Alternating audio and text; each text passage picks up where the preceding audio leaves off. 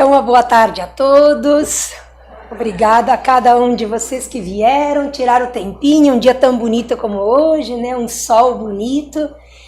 Quando a gente entra aqui na casa, a gente já é abraçado hoje fisicamente, mas com certezíssima, absoluta, abraçados espiritualmente.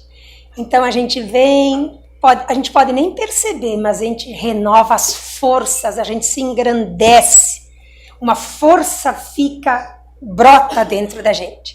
Então a casa espírita é uma casa de paz, de reflexão, de aprendizado e, por que não dizer, de melhora, né? A gente sempre está aqui. Quem está aqui, veio aqui hoje, não quer piorar, com certeza. Então aqui é um lugar de paz e de melhora. Então a gente vai fazer agora, imaginemos nós todos aqui como uma grande luz que ilumina essa sala. Imaginem comigo uma luz azul que desce, misturada a pétalas brancas de rosas. A espiritualidade que trabalha aqui está derramando em cada um de nossos corações essas pétalas de rosas perfumadas. Sintam o perfume. Olhem a luz que cai nos nossos corações. E nesse momento a gente se junta a essa luz para colher todo o ensinamento que a gente tem oportunidade aqui de refletir. Então que tenhamos um excelente encontro de luz, de paz e de perfume espiritual. Que assim seja. Olha, eu vou confessar para vocês que cada vez que eu recebo os títulos das palestras, eu digo, Jesus, a pessoa que mais aprende sou eu. Então eu tive a oportunidade de estudar um pouco esse título, e ele é espinhoso, né, gente? É espinhoso. Se eu não consigo perdoar. Tomara que a gente tenha aqui pessoas que conseguem perdoar tudo, conseguem superar. Não é fácil, né? Não é fácil, mas a gente aprende treinando, repensando, reconsiderando, a gente vai mudando. Basta que a gente queira de verdade aprender e seguir no caminho do bem.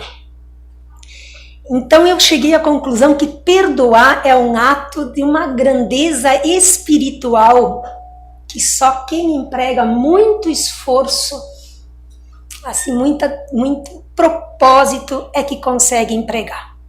Que bom! Então é possível. É possível. Mesmo que o coração da gente de vez em quando sangre, né? É possível. Desse título, dessa frase que vai direcionar a nossa reflexão de hoje, eu procurei separar algumas palavras de modo que ela seja fácil para todo mundo compreender. Nessa frase tem dois elementos. Então a gente precisa, vamos tentar visualizar para a gente entender o raciocínio. Se eu, então quer dizer que tem um sujeito eu.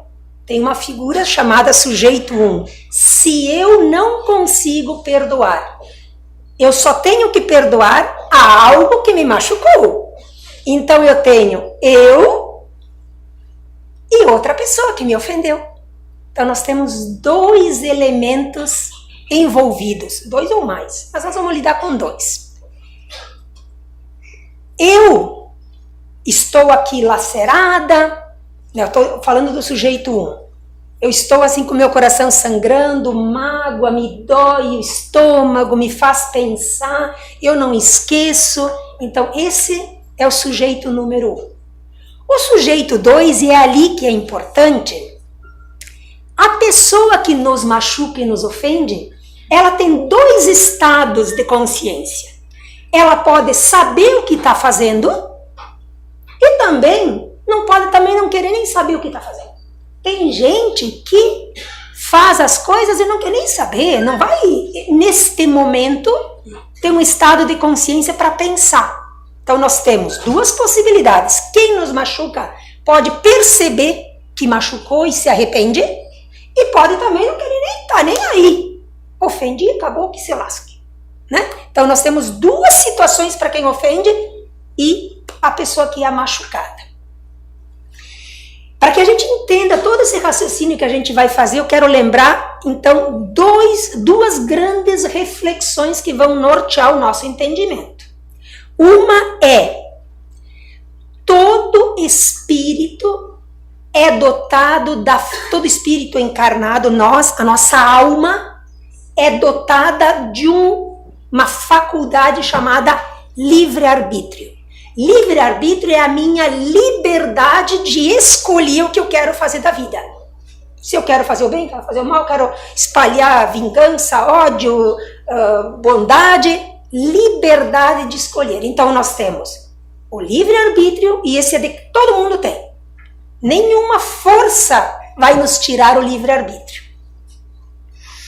E a segunda está lá em Mateus 16, 27, está lá no Evangelho de Mateus, palavras de Jesus. Então restituirá a cada um segundo as suas obras. Então nós temos o seguinte: eu tenho liberdade de fazer o que eu quero, mas eu vou receber aquilo que eu estou fazendo. O resultado, os frutos. Isto a gente aprende que é semear e colher. Semear, eu semeio o que eu quero. E colher, eu não tenho escapatória.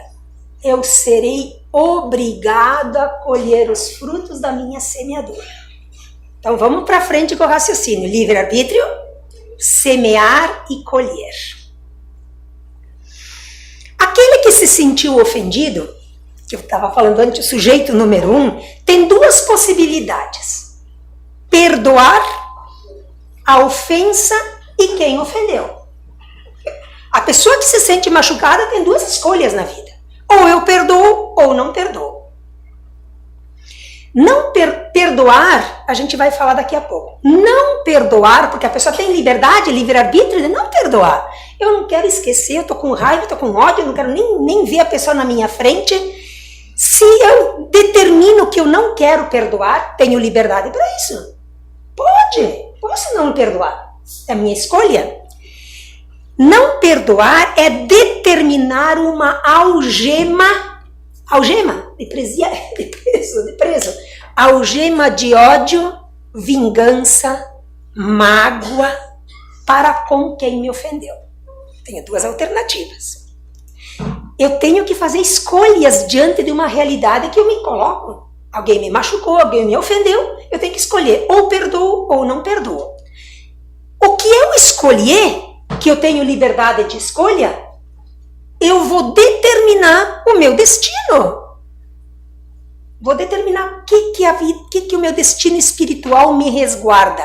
Se eu perdoo um destino e se eu não perdoo outro destino. Nós temos liberdade de escolha. Falei que nós temos o livre-arbítrio. Ninguém nos tirará a liberdade de escolher e que haverá então a semeadura e a colheita. Importante para cada um de nós, toda semeadura produz frutos. E cada semeador deverá conviver com os frutos semeados. Essa é a colheita. E já vou dizer, toda semeadura produz frutos, bons ou maus. Não tem semear e não deu colheita, vai dar colheita sim. Às vezes, a semeadura e a colheita de uma pessoa é dentro da mesma vida, da mesma encarnação, da mesma existência. Eu posso fazer mal, agora eu estou falando do que ofende, do que machuca. Eu posso fazer mal para uma pessoa e dentro desta vida já chegou a hora da colheita. Situação. Mas também nesta vida eu posso apenas semear. Estou semeando mal, tá? Estou bem faceiro, feliz da vida. Pode ser que a minha colheita não venha nesta vivência, nessa existência. Mas, como toda colheita é obrigatória, ela vem. Ela vem, pode ter certeza que ela vem. Então, nós poderemos, nesta existência, estar semeando E agora também, nesta existência, nós poderemos estar colhendo de outras semeaduras que eu fiz. Então, quando eu tenho uma situação de que alguém me machuca, será que eu não estou na colheita do que eu não sei, que eu não tenho memória? Vocês entenderam que colheita e semeadura, elas vêm. Poderemos estar na época da colheita, colhendo os amargos frutos semeados nas vidas anteriores. Tudo o que fazemos, o tempo vai trazer de volta. Podem ter certeza absoluta. O tempo de cada um, por isso que tem lá em Eclesiastes, tempo para tudo. Está lá em Eclesiastes no Velho Testamento. Tempo de semear, tempo de colher, todas as situações estão lá em Eclesiastes. Nunca haverá erro do endereço da colheita. Então, se tem vezes que eu estou colhendo, o endereço veio certo. Pode ser dessa existência ou de existências anteriores. A gente não tem certeza. Só que tem um detalhe. A colheita nos obriga a voltar ao campo da semeadura. Então, se eu falei antes que a gente semeia, pode passar uma existência, mas um dia eu terei que colher, eu terei que voltar para esse campo. E pode ser que neste campo eu encontre quem eu machuquei também. Vocês entenderam a lógica? A gente não sabe o que a gente já fez em outras vidas. E a gente pode também se fazer esquecido do que a gente fez nesta vida. Só que na hora da colheita a gente vai se encontrar com quem a gente afetou.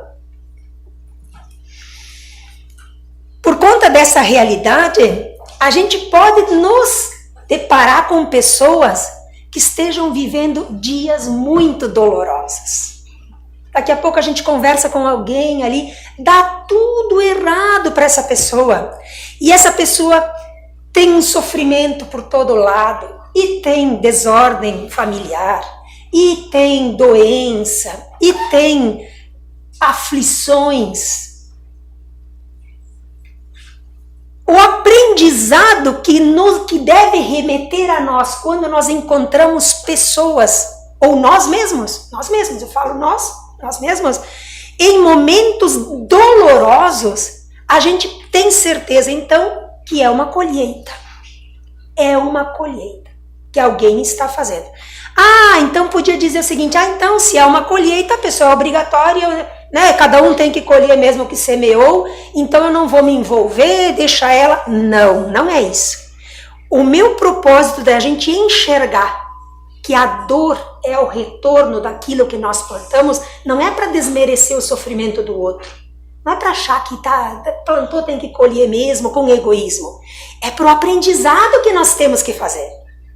Porque tudo aquilo que nós plantarmos, nós vamos colher. E a gente pode ter o espelho da pessoa colhendo, vendo a dolorosa situação. Então eu não vou me retirar de modo egoísta, não. Eu vou aprender com aquilo ali, com a dor. Então a gente tem condições de aprender, memorizar, internalizar, refletir, que muitas vezes podemos estar passando por momentos dolorosos, porque é momento da colheita e da semeadura de cada um, seja agora ou de outras vidas. Então, esse aprendizado nos ensina a ter reflexões sobre as situações, melhorar as nossas decisões, fazer com que a gente pense melhor quando a gente vai tomar uma decisão, sabendo que, se nesta hora eu estou semeando, um dia eu vou colher. Isso vale para o bem e para o mal. Então, que esse aprendizado nos mostre como escolher as nossas ações. E cada um é dono da sua ação, porque tem a liberdade de fazer. Então, se eu não consigo perdoar, vale alguns lembretes. Talvez cada um de nós possa estar vivendo essa situação. Nós não sabemos a semeadura que fizemos em outros tempos. Nós não temos certeza de que não somos devedores, que não temos débitos. Vocês lembram daquela passagem de Jesus, onde ele fala da mulher adúltera? Na época de Jesus, na conduta do povo judeu, era assim, a mulher adúltera que era pega no delito, ela obrigatoriamente seria apedrejada. E houve a situação que Jesus se deparou com a realidade do apedrejamento. E aí os judeus disseram o seguinte, os fariseus, aí, vamos botar Jesus numa saia justa. E agora, Jesus? Tá na lei. Vamos apedrejar a mulher. Jesus espera, pensa e diz assim, quem não tem pecados, quem não tem débitos, atire a primeira pedra. Devagar todo mundo largou as pedrinhas e foi embora. Por quê? Porque toda vez que eu sou chamado a entrar dentro de mim e me fazer essa pergunta, eu vou ter certeza de que eu não estou isento de débitos. Será que eu tenho coragem de atirar a primeira pedra? Foram todos embora. Ninguém atirou a pedra. O que Jesus quis nos ensinar? Nós não sabemos os débitos que temos. Esta mulher que foi adúltera sozinha? Como é que ela se adulterou sozinha? Tinha que ter um outro companheiro junto. Então, a culpa não era só dela. O que levou essa pessoa a agir assim? Então, são coisas que a gente tem que se perguntar. Quando a gente julga alguém, nos perguntemos, como Jesus fez.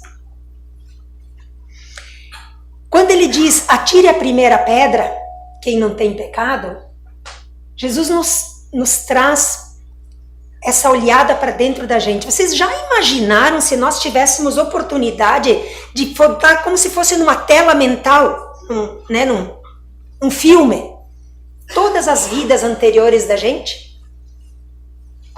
Na doutrina espírita, na literatura, nos evangelhos, a gente encontra assim, a gente não aguentaria olhar 2 vidas para trás. Não precisa ser 20 vidas atrás.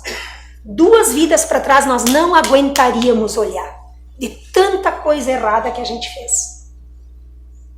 Então por isso que é importante se perguntar, aonde eu me encontro isento? Aonde é que eu tive parte dessa dor?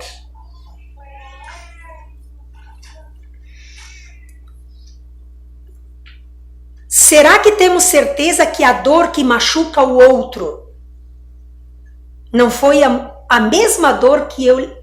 Perdão.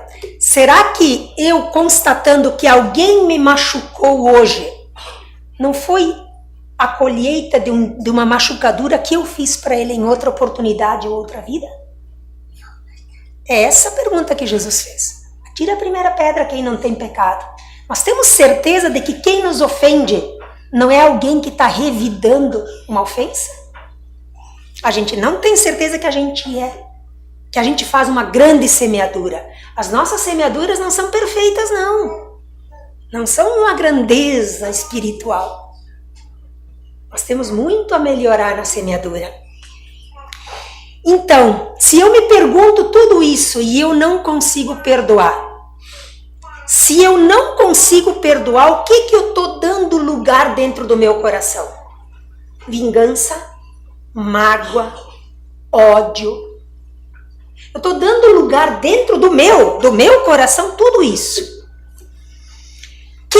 Quem vinga? Porque a gente diz, eu vou fazer justiça. Quem faz justiça é Deus.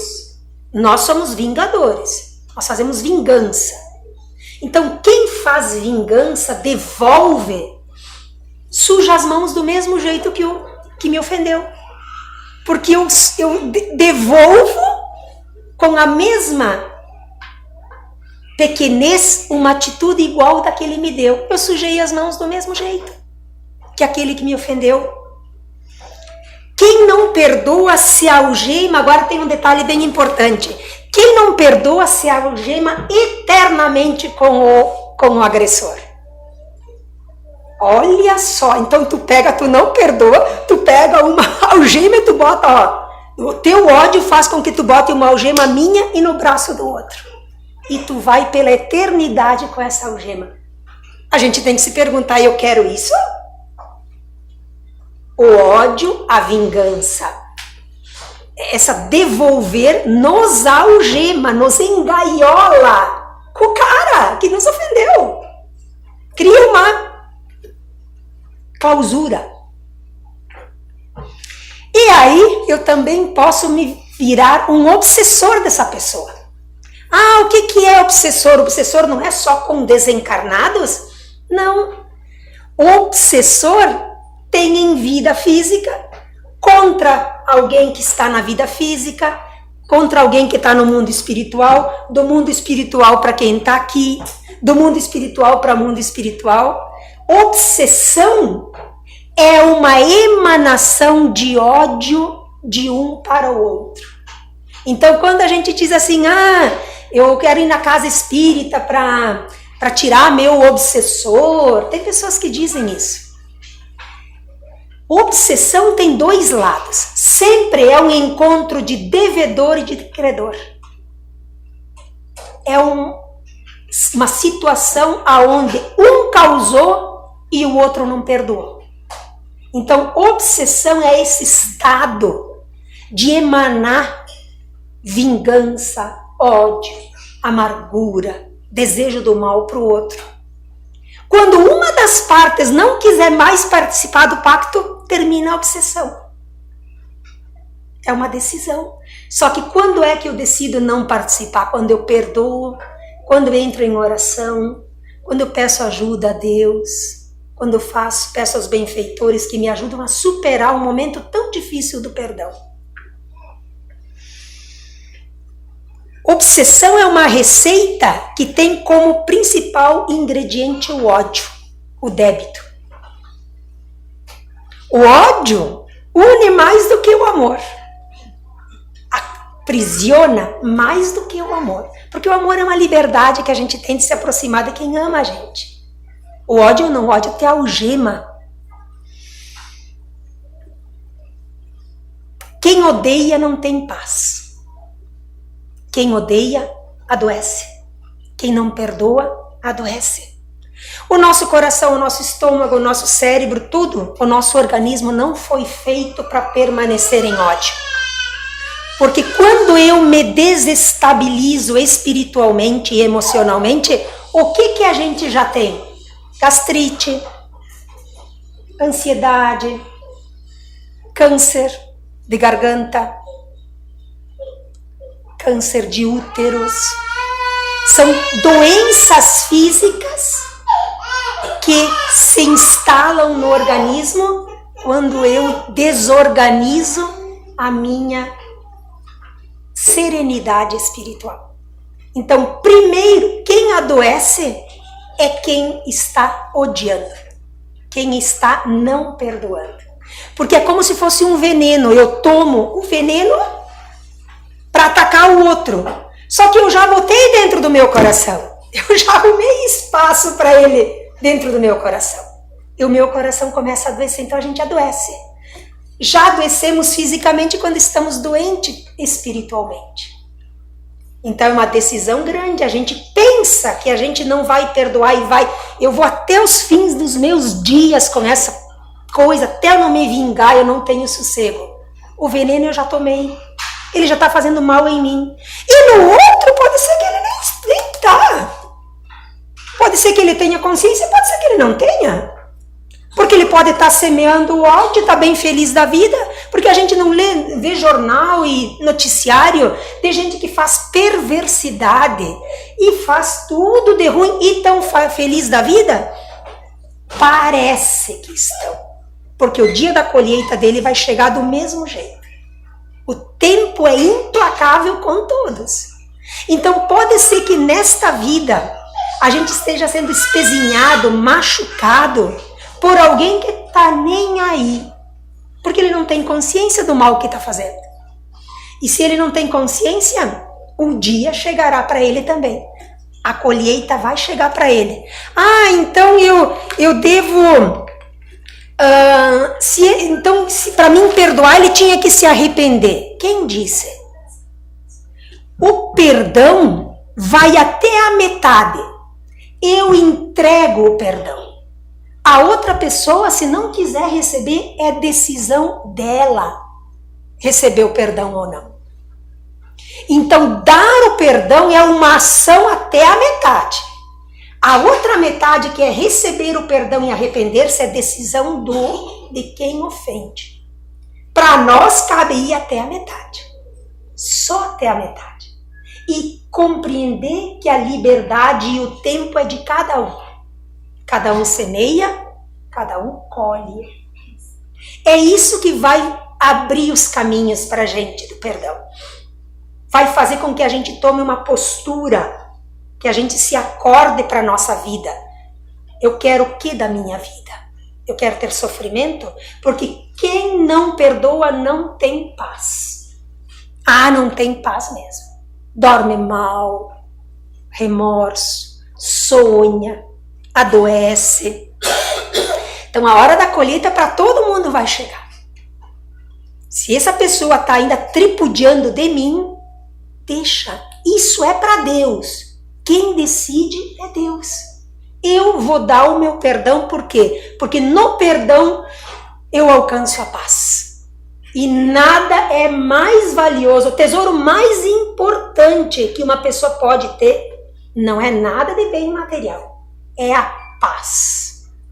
Deitar de noite, saber que tu, ao mesmo que deu tudo errado, mas a tua vontade foi ter feito certo, porque a gente se envolve em situações que a gente não é dono de tudo, de todos os resultados. Mas tu deitar no travesseiro e dizer assim, olha, fiz o meu melhor. Essa paz aí não tem preço. Não tem preço. E quem mata, quem machuca, quem tripudia, quem erra, não tem paz.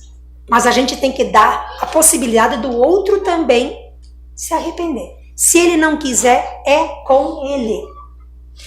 Então eu tenho que, vamos dizer que a pessoa que me machucou está do meu lado.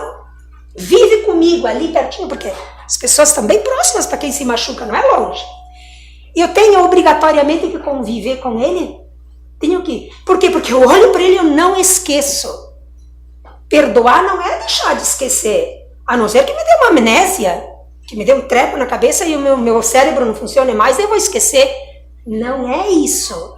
Perdoar é olhar a pessoa que te machucou com outro olhar. Sabendo que ela está sendo incapaz nesse momento de me perdoar por uma imperfeição dela, mas que no meu coração não está mais corroendo o veneno da vingança e do ódio. É olhar com uma certa compaixão a pessoa que te machuca. É fácil? Não é, depende da ofensa. Muitas vezes tem uma ofensa que a pessoa disse uma coisinha ali que 2, 3 dias depois eu já esqueci. Outras vezes demora um mês, um ano. Tem vezes que demora 20 anos para eu esquecer. Tem vezes que demora uma vida. Quantas existências para esquecer? Então a gente precisa também se dar o direito de que a gente precisa de tempo. Que a gente não se castigue, que a gente não se culpe, mas que a gente caminhe para o perdão. Então muitas vezes é melhor tentar evitar o confronto com quem te machucou, para que não te deparar com quem te machucou. Porque Jesus disse, quando ele mandou os discípulos deles vão pregar, ele deu toda a orientação, ele disse assim, sede prudentes como as serpentes e bondosos e mansos como as pombas. Uma serpente, ela vai ficar lá, quando tem um gavião lá em cima querendo pegar ela vai ficar se mostrando e provocando o gavião? Não, ela se esconde. Ela evita o predador. Então Jesus disse, sede prudentes como são as serpentes. Que a gente evite o conflito, que a gente evite provocar mais do que está ruim, que a gente se cale, que a gente silencie, que a gente consiga dentro do tempo de cada um instalar a bondade de uma pomba. É fácil? Não é fácil, mas não é difícil, não é impossível. Vai de cada um. Cada um fará a sua parte. Aquele que perdoa, entrega até a metade. E aquele que ofendeu, que busque o restante da metade no momento que se sentir tocado. A gente não deve exigir o arrependimento do outro. É com ele. Eu perdoando quem me ofendeu não vai fazer com que ele não tenha que colher a sua semeadura. Isso é com Deus. Isso aí a gente dá lá para o chefe maior, lá espiritual. Deus decide o que fazer. Agora eu decido a minha parte que me cabe. Então, se perdoarmos, nós nos libertaremos das algemas, ela não vai me prender ao ofensor. Nós alçaremos voo como uma pomba, dentro do que Jesus nos orientou. Nós daremos um novo significado à dor que me machucou, porque eu já vou começar a olhar para aquela pessoa que me machucou como uma pessoa imperfeita, que tem dificuldades igualmente, que tem o livro da vida também, muitas vezes doloroso.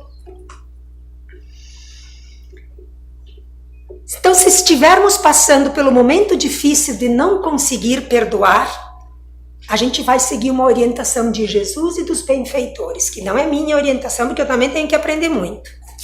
Mudar, renovar, transformar, corrigir-nos, dar uma oportunidade ao nosso coração se libertar e amparar-nos na oração. A oração é o nosso melhor ajudante. Peçamos ajuda, eles virão nos ajudar. Os benfeitores, Jesus mandará seus maiores, melhores ajudantes e quiçá também ele nos venha abraçar. Quando Jesus disse para perdoar as ofensas de quem nos causa dor, é para nós merecermos a misericórdia que nós somos necessitados. Como eu disse, a gente tem uns livros que se a gente abrir os livros da vida, nós vamos querer pular uns capítulos. E nós vamos precisar do perdão também. Então que a gente bote de crédito o perdão para os outros para servir de crédito para nós. Que Deus tenha piedade das nossas imperfeições e nos ajude a buscar o caminho mais precioso que uma pessoa pode ter, a paz do seu coração. Essa é individual. Eu não consigo botar paz para o outro, eu só consigo botar paz para mim. Certo? Era isso, é um grande aprendizado, espinhoso, mas a gente pode aprender com isso. Então nós vamos fazer nosso passe agora, a gente entrega então para o alto as nossas dores, as nossas aflições. A gente pede ajuda para que o jugo que pesa a nossa alma seja mais leve. Peçamos que tenhamos a decisão de começar hoje a largar as algemas que nos aprisionam. Toda vez que eu me sentir na dor, lembremos-nos, nós não estamos sós. Que o manto de Maria nas minhas dores me envolva e me console. Que o olhar e o abraço de Jesus seja encorajador para superar. E que a luz, que a paz, que todos vieram aqui buscar hoje, nos acompanhe nessa semana e que o sol da vida brilhe nos vossos corações. Que assim seja.